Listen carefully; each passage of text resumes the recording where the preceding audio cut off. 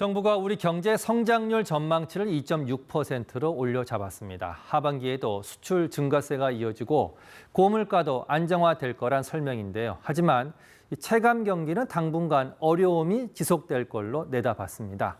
내수가 살아나지 않자 소상공인과 자영업자들이 한계에 몰리고 있는데 정부가 이들을 지원하면서 내수를 살리기 위한 하반기 경제 정책 방향을 오늘 발표했습니다. 김광석 한국경제산업연구원 연구실장과 자세히 분석해 보겠습니다. 자, 어서 오십시오. 안녕하십니까. 당초 경제 성장률이 2.2%였는데 2.6%로 올렸습니다. 정부가 이렇게 낙관적인 전망을 한 근거는 어떤 걸 제시했습니까? 일단 경제를 구성하는 두 가지가 내수와 외수인데 말 그대로 수출이죠. 내수는 그닥인데 외수, 수출 부분이 확실히 회복되고 있는 모습들을 관찰할 수 있기 때문입니다. 한국경제 성장률 전망치를 보면 IMF도 2.3%, 또 한국은행도 2.5%인데 정부의 2.6%는 상당히 높은 수준입니다. 높게 전망한 그 배경은 말씀드린 대로 수출 증가세인데 반도체, 자동차, 조선 이런 주력 수출 품목의 수출이 뚜렷하게 늘어나고 있고요. 특히 반도체 가격이 상승하면서 반도체 수출액이 늘어나고 있는데 이런 것들이 하반기까지 지속될 것으로 전제한 것이라고 볼 수 있겠습니다. 자, 그런데 숫자가 피부로 와닿지가 않아요. 2.6%. 이게 어느 정도 성장을 했는지 좀 쉽게 설명해 주시겠습니까? 네, 말씀 너무 중요합니다. 지표와 체감의 괴리예요. 아니 2.6%나 성장한다고? 한국 경제의 잠재 성장률이 2%인데 그걸 훨씬 웃도는 성장률이니까 체감과는 너무 괴리가 있을 거라고 볼 수 있겠습니다. 근데 이게 경제 성장률의 개념은 전년도 GDP, 쉽게 말하면 작년의 총생산 대비 올해의 총생산이 얼마나 늘었나라는 것을 보여주는 것인데 비교 년도인 작년 2023년이 지극히 어려웠던 경제입니다. 아, 기저효과가 있군요. 그렇습니다. 작년 경제가 1.4% 성장에 그쳤기 때문에 그러니까 말 그대로 기저효과에 따른 반등이기 때문에 2.6%라는 숫자를 너무 숫자적으로만 이해하시기보다는 기저효과가 반영된 개념이겠구나 이렇게 받아들이시면 도움이 되겠습니다. 자, 그런데 정부가 낙관적인 전망을 제시하면서 근거를 하나 더 제시했습니다. 그렇습니다. 자, 고물가가 좀 둔화되고 진정될 것이다. 그리고 하반기에는 물가가 2% 초중반으로 내려올 것이다 라고 했습니다. 혹시 이걸 달성하기 위해서 우리가 극복해야 될 변수, 위험 요인은 없습니까? 위험 요인이 있습니다. 그러니까 지금대로라면 2% 초중반으로 갈 것으로 생각을 합니다. 다만 몇 가지 변수들이 있는데요. 2.4 밑으로 안 떨어지고 오히려 반등하는 흐름을 만들 수 있는 변수, 첫 번째로 환율입니다. 강달러 기조가 계속 유지되다 보면 우리나라의 수입 물가가 고조되죠.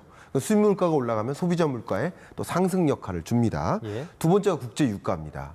세계적으로 지정학적 불안이 어떻게 될지 모르니까 또 중동 불안이 확전되거나 한다면 국제 유가가 고조되고 그게 다시 소비자 물가를 자극할 수 있습니다.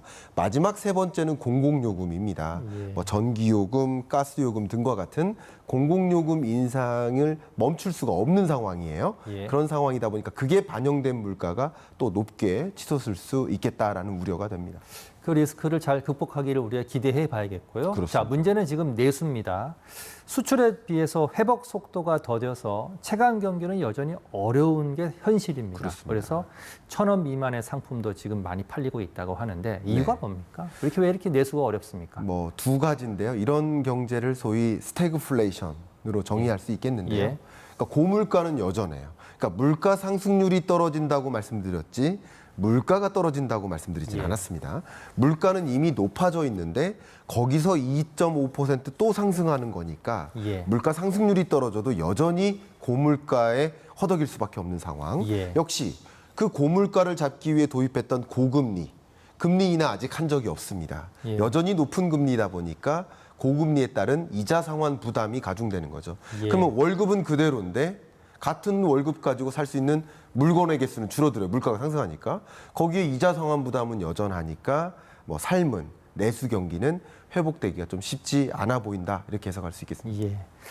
자, 내수 회복이 늦어지자 가장 큰 타격을 받고 있는 게 사실 소상공인과 자영업자입니다. 그래서 정부가 지원 대책을 발표했는데요. 25조 원을 투입하겠다고 합니다. 박찬 기자의 보도 보시고 이야기 좀 더 나눠보겠습니다. 지난해 치킨집을 시작한 이수영 씨는 최근 배달앱에 올라가는 치킨 가격을 1,000원 올렸습니다. 재료비와 인건비가 상승한 상황에서 배달앱에서 떼가는 수수료까지 오르며 부담이 커졌기 때문입니다. 치킨을 하나를 팔았어요. 중개 이용료가 이렇게 나가고 배달비가 이렇게 발생을 해요. 닭값이랑 봉지, 콜라, 소스, 소금만 이렇게 떼서 했을 때 이제 한 2,000원 정도가 남는 거죠. 정부가 이렇게 자영업자들을 압박하는 고정비용 지원을 확대합니다. 전기요금과 임대료에 이어 배달요금도 지원을 추진하기로 했습니다. 구체적인 방법과 규모는 올해 안에 발표합니다. 시장 기능이 제대로 작용이 되는지 공정하게 그런 여건을 만들면서 제가 혹시 재정으로 지원할 수 있는 부분에 대해서도 검토를 하겠습니다. 자영업자 대출은 상환을 더 밀어주기로 했습니다. 정책 자금과 지역 신보가 보증한 대출 상환 기간을 최대 5년까지 연장하고 지원 대상을 확대합니다. 자영업자 지원 규모는 모두 25조 원입니다. 소비 활성화 대책으로는 추석 연휴 국내 관광 숙박 쿠폰 20만 장 발행, 전기 화물차에 대한 지원금 추가를 제시했습니다. 5조 6천억 원을 들여 물가 안정, 생계비 경감 대책도 펼칩니다. 하반기 경제 정책을 제시하면서 정부는 역동 경제로 부르는 정책 청사진도 함께 내놨습니다.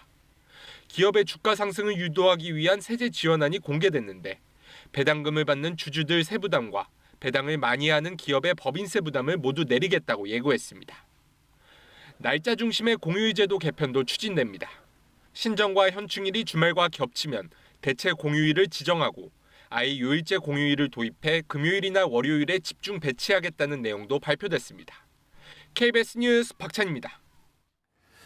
앞서 보면 거의 종합대책인데 저희는 네. 자영업자 대책만 조금 더 분석해 보겠습니다. 네. 도대체 얼마나 어렵길래 대책을 내놔야 되고 지금 가만히 보니까 비용을 지원하는 정도의 수준인데 이걸로 충분한 건지 어떻게 네. 평가하십니까?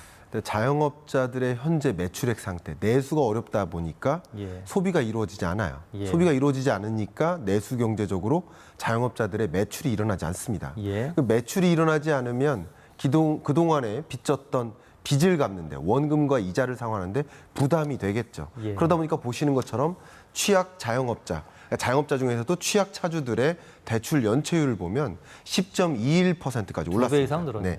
이 정도는요. 역사상 취약 자영업자 대출 연체율상 역사상 높은 고점이라고 볼 수 있겠습니다. 결국 이만큼 빚을 갚는데 허덕이고 있다라고 해석할 만큼 어려운 상황입니다.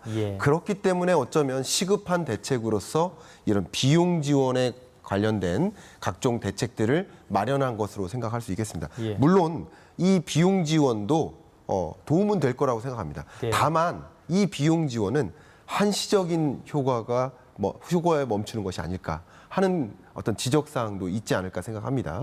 저희가 생각하는 것은 지원을 해주다가 만약에 지원이 끊기면 더 이상 살아날 수 없는 이런 기업을 뭐라고 표현합니까? 좀비 기업이라고 표현하지 않습니까? 결국 지원이 끊기면 그 기업도 끊기는 그런 상황이라면 안 될 테니까 자생적으로 성장할 수 있는, 견실하게 지속 가능하게 성장할 수 있는 자영업, 그리고 과다 경쟁 문제를 해소한다든가 매출이 탄탄하게 기반될 수 있도록 하는 그런 성장 지원을 촉구하는 것, 이런 정책들이 추가적으로 보완되면 어떨까 하는 생각을 좀 올리고 싶습니다.